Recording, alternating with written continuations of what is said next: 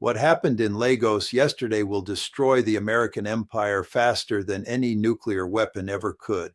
I've studied great power transitions for 50 years, witnessed the collapse of the Soviet Union, analyzed every major shift in global dominance since the Congress of Vienna. But what I observed from my office at the University of Chicago yesterday morning stopped me mid-sentence during a lecture on hegemonic stability theory. My phone buzzed with a breaking news alert that made every theoretical framework I've spent decades building suddenly, terrifyingly real. Trump just threatened military action against Nigeria, not for harboring terrorists, not for invading neighbors, but for accepting payment for oil in currencies other than the dollar. Let me be clear about what this means. For the first time in modern history, the United States has explicitly threatened war to maintain monetary dominance. We've crossed a line that even the most aggressive empires in history hesitated to cross. And Nigeria, this supposed client state that we've taken for granted for decades, looked us straight in the eye and said no. But here's what nobody in Washington understands yet. And this is where my analysis of great power behavior becomes absolutely crucial. Nigeria's defiance isn't just about currency arrangements. It's proof that the unipolar moment has ended, and American policymakers are the last people on earth to realize it. I need to take you back to a conversation I had in 2019 with a senior Pentagon official. We were discussing contingency planning for potential conflicts, and I asked him a simple question. What happens when countries stop needing our permission to trade? His response haunts me now. John, that's not a scenario we planned for. That's not a scenario that can happen. Well, it just happened. And the reaction from Washington proves we never had a plan for this moment. Here's what you need to understand about Nigeria's decision, because the mainstream media is completely missing the strategic implications. This isn't just Africa's most populous nation making an economic choice. This is the domino that starts the entire dollar system collapsing, and I'll explain exactly why. Nigeria sits at the intersection of three critical fault lines in global power. First, it's the gateway to West African markets, representing over 400 million people. Second, it controls some of the world's largest untapped oil reserves at a time when energy security has become paramount for every major power. Third, and this is the part that should terrify Washington strategists, Nigeria has become the testing ground for China's alternative economic model. But there's something else, something I discovered through my contacts in intelligence circles that hasn't been reported anywhere. Nigeria's currency decision wasn't spontaneous. It was coordinated with a network of countries that have been quietly building financial infrastructure designed specifically to bypass American oversight for the past 3 years. The phone call that changed everything happened at 2:17 a.m. Washington time last Tuesday. Nigeria's finance minister was on a secure line with counterparts in Brazil, India, and South Africa, finalizing the technical details of what they're calling the Southern Corridor payment system. By the time Trump woke up and started threatening war, the infrastructure to trade without dollars was already operational. I've seen the classified briefings. American intelligence knew this was coming and did nothing to prevent it. Why? Because our entire foreign policy establishment operates on the assumption that economic coercion will always work if we apply enough pressure. They never considered that their targets might simply build alternative systems. This is where understanding great power behavior becomes essential, because what Nigeria did follows a pattern I've observed throughout history. When rising powers challenge established hegemons, the challenge doesn't come through direct military confrontation. It comes through what I call competitive institution building. The rising power offers alternatives to the hegemon systems, forcing smaller states to choose between old dominance and new opportunity. Rome faced this when Carthaginian trade networks offered alternatives to Roman economic control. Britain encountered it when German industrial cartels challenged British financial dominance. The Soviet Union attempted it with the Comecon system as an alternative to Western capitalism. Nigeria's currency decision represents the first successful challenge to dollar dominance in the post-Cold War era. But unlike previous attempts, this one is working because it's not ideologically driven, it's purely practical. China didn't offer Nigeria a socialist revolution. They offered railways and ports. Russia didn't demand political alignment. They provided energy technology. India didn't require regime change. They shared pharmaceutical expertise. Brazil didn't impose conditional loans. They offered agricultural cooperation. Meanwhile, what did America offer? Decades of lectures about democracy from politicians who supported military coups when convenient, promises of development aid that never materialized, trade deals that benefited American corporations while leaving Nigerian communities impoverished.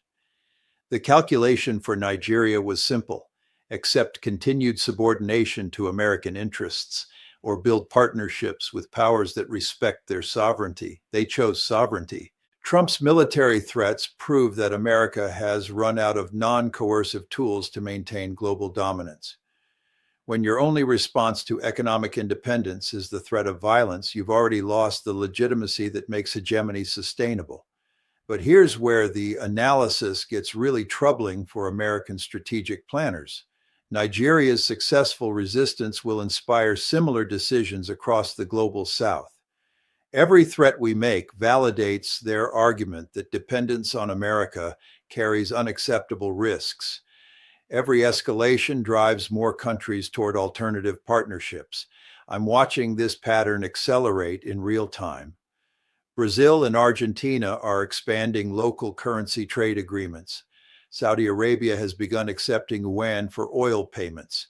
India and Russia are settling energy transactions without dollars.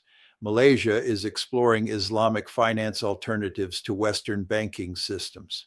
Each of these decisions further reduces demand for dollars, which undermines the foundation of American economic power. The exorbitant privilege that allows us to print money and have the world accept it as payment depends on mandatory participation. Once participation becomes voluntary, the system unravels quickly. The domestic reaction in Nigeria reveals another dimension of this crisis that American policymakers consistently underestimate. Nigerian civil society has framed their government's decision in explicitly post-colonial terms. University students are celebrating what they call the second independence. Religious leaders are describing it as divine justice for centuries of exploitation. Even Nigerian Americans are expressing pride in their homeland's courage. This isn't just about economics, it's about dignity, respect, and the right to self-determination. America offered Nigeria continued dependence. China offered partnership. Russia offered cooperation. The choice was obvious. The European reaction has been equally telling. Despite pressure from Washington, major European allies have refused to condemn Nigeria's decision. They understand that supporting American economic coercion today could justify similar pressure against their own trade relationships tomorrow. Germany doesn't want to be threatened for accepting rubles. France doesn't want military pressure over yuan trade. Britain doesn't want coercion for diversifying away from dollar dependence. They're hedging their bets, calculating that automatic support for American demands no longer serves their interests. This is what hegemonic decline looks like in practice. Your traditional partners start questioning whether continued alignment is worth the risks. Your threats lose credibility as targets develop alternatives. Your economic leverage disappears as competitors offer better deals. I've been teaching these patterns for decades, but witnessing them in real time is sobering. The post-Cold War assumption that America could dictate terms unilaterally has collided with the reality of a multipolar world where other powers have agency, resources, and alternatives. China's economy now rivals America's in purchasing power parity. India is emerging as a technological superpower. Brazil controls critical agricultural commodities. Nigeria represents Africa's demographic and economic future. These aren't client states anymore. They're independent powers with their own interests and capabilities. American foreign policy hasn't adapted to this new reality.